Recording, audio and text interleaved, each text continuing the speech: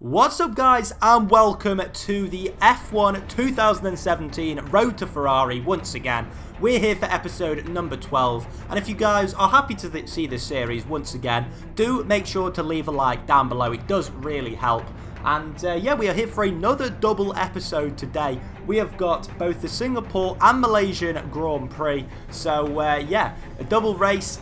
Double the action, of course. Once again, we go for the 25% races. And after mixed fortunes last time out in Spa and Monza, we return for the Singapore Grand Prix to see whether Antonio Giovinazzi can continue his form. And yeah, as you can see there, obviously Ferrari and Kimi Raikkonen are currently leading the championship, but here in Singapore it was Lewis Hamilton to take pole position. We're going to take a look at the full grid now for the Singapore Grand Prix. It was a wet qualifying in which Hamilton and Vettel occupied the front row of the grid. Mercedes still finding pace around here with Bottas and Raikkonen in behind, unsurprisingly. Then it's the Red Bulls, and usually this is where we see Giovinazzi, but as you'll be able to tell, in the wet, not the greatest condition for this Haas car, so we have to look all the way down into P17 and 18 for Grosjean and Giovinazzi, so it's going to be a very difficult Singapore Grand Prix. And now going on to the formation lap, you'll be able to see the teammate battle once again between the two of them. So yeah, pretty much even in terms of, you know, overall, but Giovinazzi is now 9-5 up in qualifying. Grosjean has pulled one back there, but the points is what really matters, and it's 61-40 at the moment. Unsurprisingly, it is a one-stop strategy, seeing as it is a 25% race once again. But yeah, some drivers, I don't know, they may be opting for the two-stopper. We've got the ultra soft and the super soft tyres, and also the softs available for this race, so that will be interesting to see. But now it is time to go to the 5 red lights for the Singapore Grand Prix, round number 14 of the season, and away we go. And it's a half-decent start for Giovinazzi and an awful start for Stoffel Van Dorn, who's going right down the field. And now surely Giovinazzi is going to go up the inside of the Renault of Jolyon Palmer, but not quite this time, as he locks up there on the outside tyre. Is he going to be able to go down the inside of Palmer? No, he isn't. They're side by side going through this section. I think he's just about got ahead of Palmer. Sure enough, he does, and he has to run wide in order to not collide with Palmer. But there you can see the Brit just goes in behind Giovinazzi, who's now got a good slipstream on Lance Stroll. And also Fernando Alonso, of course, with that Honda engine. Is it going to be a double overtake? They go 3 wide into this corner. What a move it is from Giovinazzi. A double overtake. Also gets it slowed down in time, which is very impressive. Up into P13, so making up 5 positions on the first half of lap 1. And going just over the Anderson Bridge now, later on in the first lap, you can see Esteban Ocon is up ahead in the Force India, so not a great qualifying for him. But now you can see a dive down the inside from Giovinazzi. He was not expecting that, was Esteban Ocon, and that is a wonderful move down the inside. Ocon just taken completely by surprise there, and all of a sudden Giovinazzi up into P12. And yeah, going on to the dry sort of setup for qualifying seems to finally be paying dividends. So yeah, P12 at the end of lap 1, pretty much as good as he could have asked for. And now behind the 2 Toro Rossos of Kvyat and Sainz. And yeah, you probably would have been able to notice throughout the season, the Toro Rossos not necessarily the quickest cars, but you know, with Singapore being a street circuit, it seems to have been a pretty good track for them. And obviously, you know, good aerodynamics on that Toro Rosso car. It's really the engine that lets them down, and this long straight is the only real, you know, zone where they're going to be losing out. And you can see there, Giovinazzi does close up quite considerably on Daniel Kvyat. And as we go on to lap 3, you can see he is now within DRS range, but doesn't really seem to be making any further inroads. You can see it's Carlos Sainz, I believe, just ahead of Kvyat in P10, and can't quite make out who is just ahead of those two. I think it may be Nico Hülkenberg, but nonetheless, whoever it is slightly holding up the field. Yes, it is Nico Hülkenberg. And now lap 4, you can see Kvyat starting to lose a bit of pace. They will be thinking about the first pit stops relatively soon, probably lap 6 or lap 7 when they come into the pit lane.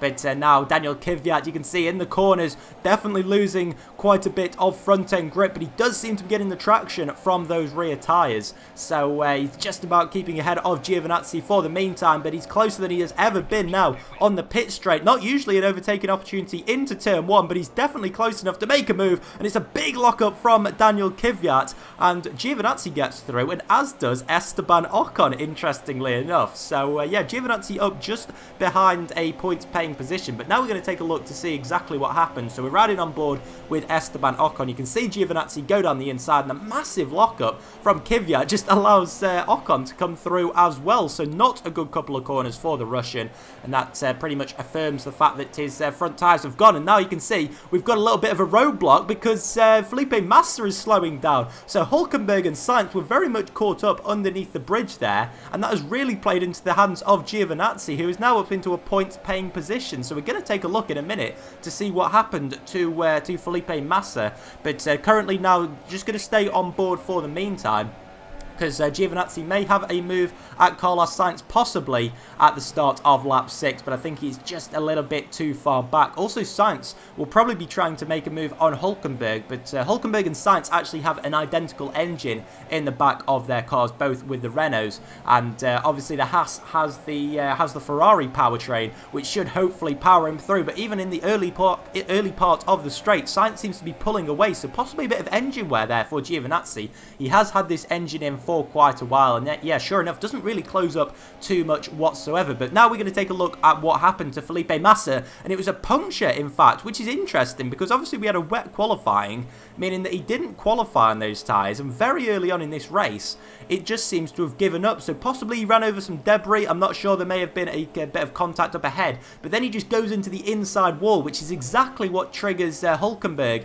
to be caught up behind, and that is exactly what Giovinazzi wanted in order to catch up with Carlos Sainz. Now on lap 6, he's not really making any inroads on the Spaniard up ahead, so Giovinazzi decides to come into the pit lane, runs a little bit wide on the entry, but does manage to get it slowed down in time for his one and only pit stop of the afternoon. So yeah, going for the undercut to see whether it will work. I mean, it's questionable obviously around Singapore. You do want tyre temperature around this circuit, so maybe the overcut was the thing to do, but we'll see what the undercut does, and yeah, we'll see whether it does work in the year. He's got enough fuel to go on to rich mix, so yeah, very, very hopeful that Giovinazzi will be able to jump Sainz in the pit phase. And obviously this Haas car over the course of the season has proved to be quicker than the Toro Rosso, so he comes out in P17 just ahead of Daniel Ricciardo, who I think picked up a bit of front wing damage when Felipe Massa got his puncture, so I believe the two collided. Possibly. So yeah, that is why what has happened to him. And now we can see yellow flag at the final corner, and it is Kimi Räikkönen, the championship leader, who is out of this Grand Prix.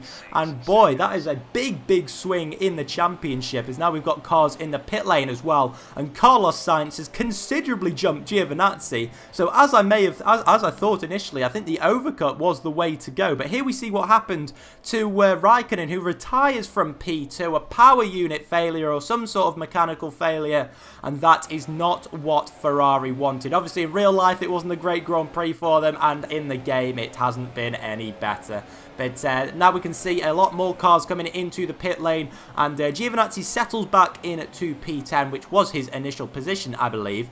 But, of course, now we've had Kimi Räikkönen retire, he's promoted up into P9. So Stoffel van Dorn comes in for his final pit stop, sorry, one and only pit stop.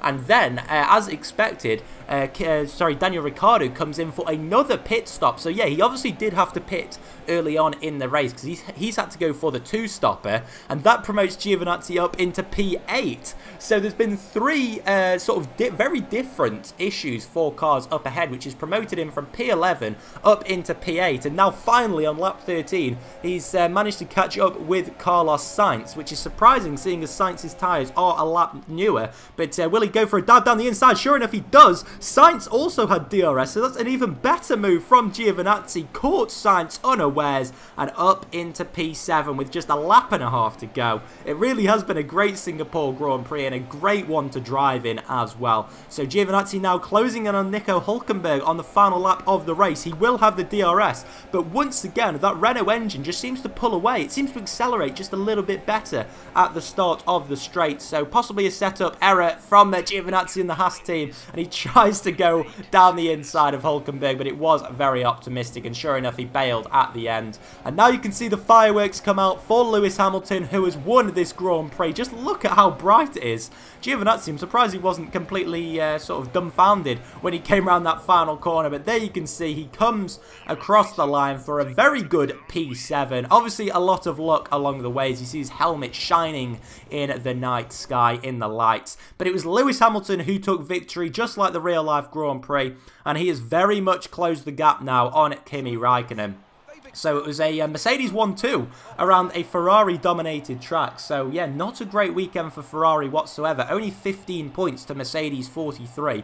So, yeah, we'll look at the Constructors' table in a minute to see how that did fare. But, yeah, not a great Grand Prix for Ferrari, and now you can see the final results. It was Lewis Hamilton ahead of Bottas with Verstappen in P4, the only Red Bull driver to, the only Red Bull driver to score big points, but Ricciardo did manage to score 1 point, despite being the only driver to do a 2-stopper. You may be able to notice that there is no Romain Grosjean in the top 13, so not a great race for for Giovinazzi's teammate. He was down in 14th, a long way off the pace, finished behind Fernando Alonso, so yeah, that poor qualifying really hindered Grosjean and just couldn't find any pace all weekend. The only DNF was went to Kimi Räikkönen, with Stoffel Van Dorn the final finisher in P19. Going on to the driver's standings, Giovinazzi actually moves ahead of Felipe Massa on to his, I think that's 67 points. So yeah, quite a long way ahead of Romain Grosjean now, a good 27 points. So Sergio Perez is the only non-top driver to sort of be ahead of Giovinazzi. Räikkönen maintains his lead by just 1 point at the top, but Mercedes leapfrog Ferrari to the top of the Constructors' standings. That really is going to be a ding-dong battle right to the end of the season, with Red Bull a long way back, but they have pulled away from Force India recently. Now you can see there the teammate battle, so Giovinazzi did pull one back in terms of the race, and of course is outscoring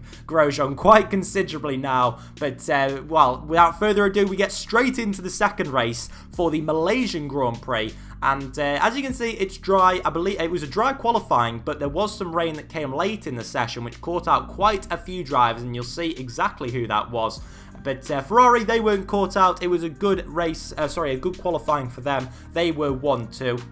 And a good 0.3 of a second ahead of Bottas, and even further away from Hamilton. Perez had a great qualifying, as did Grosjean. Giovinazzi, however, had another nightmare in qualifying, really got caught out by the rain, and around the track, which the Haas seemed pretty quick, he could only manage 13th. So yeah, you can see here the likes of Jolyon Palmer and Lance Stroll also getting caught out by the wet conditions, but as ever, it was the Saubers rounding out the grid.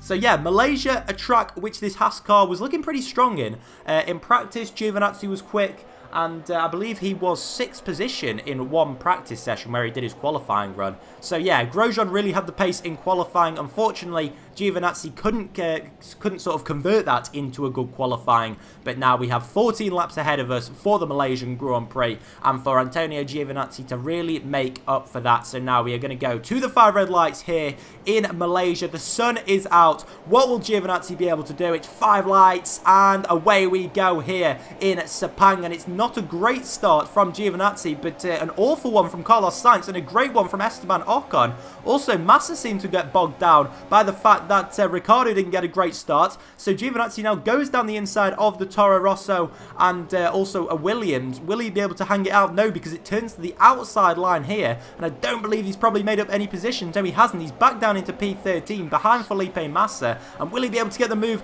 on the Brazilian? There's a little bit of contact there. Fortunately, no front wing damage, and is he going to dive it down the inside at the end of Sector 1? Yes, he is. Also, Carlos Sainz is just about there on the outside. He manages to maintain P11.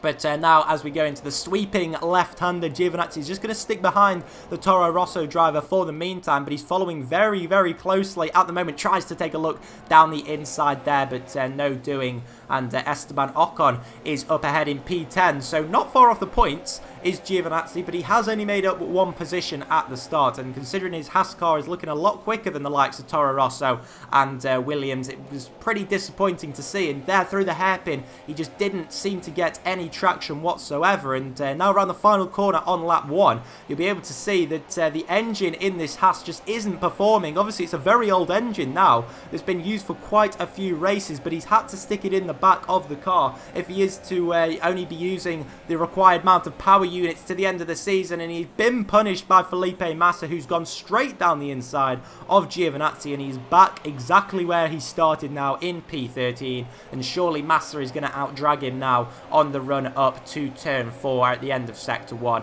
And yeah, sure enough, he's just not closing at all as he brakes now. The middle sector, the Haas car is not looking too bad, to be honest. You know, considering it doesn't have the greatest aero package, but yeah, there you can see he's sort of keeping pace with Felipe Massa. And then up ahead in P10, Esteban Ocon, this time with the engine failure. So we've had 2 races in this episode, and we have had 2 engines blow up, so not great reliability as we go into the final part of the season. But Giovinazzi will take that, and it's another free position, this time up into P12. And Massa now fancies a bite of the cherry at Carlos Sainz. He goes down the inside, and I believe he has the DRS for this the pit straight as well, as does Giovinazzi. So surely he'll be sizing up a move on Carlos Sainz as well, who seems to be slowing up now as he doesn't have any DRS. He has the slowest engine on the grid, and that is just not good for the Spaniard. So Giovinazzi dives it down the inside, and then he should now have that move, and sure enough, he does, and he's right behind Felipe Massa now. But surely the Brazilian is once again going to pull away through this sweeping right-hander at the end of sector 1. And yeah, now on to lap 4. Further on into the lap, you can see Giovinazzi now gets a little bit out of shape there, and that is not good whatsoever. And the tail end of the Haas just completely lost control. Not quite sure what happened there, but Giovinazzi really struggling with the power unit, so possibly a little problem with the power deployment, not too sure. But regardless of that, he joins in last position, and well, not a good start to the Grand Prix. You know, he made up one position as a result of Ocon's engine failing, and then overtook Sainz. It was looking rosy for some points, but then all of a sudden, that was put to a halt. I don't know, I don't think he got any wheels on the grass, but yeah, not a great start to this Grand Prix. So he decides to pit a lap earlier than scheduled to go onto the soft tyres and just try and run these to the end. But now you can see, start of lap 8, we've got Pascal Wehrlein emerging from the pit lane. So he's still behind the Sauber cars, which is very, very disappointing. So yeah, not a great race currently for Giovinazzi. He's got 6 more laps to try and save it. And now, is he going to try and get ahead of Wehrlein now into the end of sector 1? No, he isn't close enough. Obviously, the Sauber has the 2016 Ferrari engine compared to the 2017 one in Giovinazzi's car, but the 2017 one doesn't seem to be performing too well today, so it'll be interesting to see whether he can get past Wehrlein. And sure enough, through that middle part of the sector, you can see he dives it down the inside. The poor aerodynamics of the Sauber were really exposed there, and sure enough, up into P17. I believe there was one driver who actually, another driver that retired from the race, because obviously P18 is the final position. But now going into the final corner, once again the rear end just completely snaps out on Giovinazzi, and Wehrlein gets past. You can see the engine wear there is not looking good whatsoever, so I think there's big problems here for the Haas car. You know, when he's not outpacing Pascal Wehrlein and his teammate is up in the top 10, I think it's got to be down to the setup or even the engine. So not a good race whatsoever after such a positive result in Italy and Singapore. But now surely he'll be able to get ahead of Wehrlein into turn 1. You know, he's got an engine which is a year younger than Wehrlein's, and you know, there's a year more development that's gone into it, but just cannot seem to get past. And now coming into the final sector, once again, there was just so much going wrong there, and there you can see completely loses traction into the wall. And oh my word, that is the end of his race. Surely they decide to retire the car. He's been told to pull over on the side to prevent any further damage to the car. And not a good end to the episode. Giovinazzi retires once again. This time it's Sebastian Vettel that takes victory. So 1 victory for Ferrari, 1 for Mercedes in this episode, and Lewis Hamilton makes it onto the 3rd step, but the 2nd step is taken by Kimi Raikkonen, so he extends his championship advantage following a poor result in Singapore. So it's going to be a good title battle right to the end, that is for sure.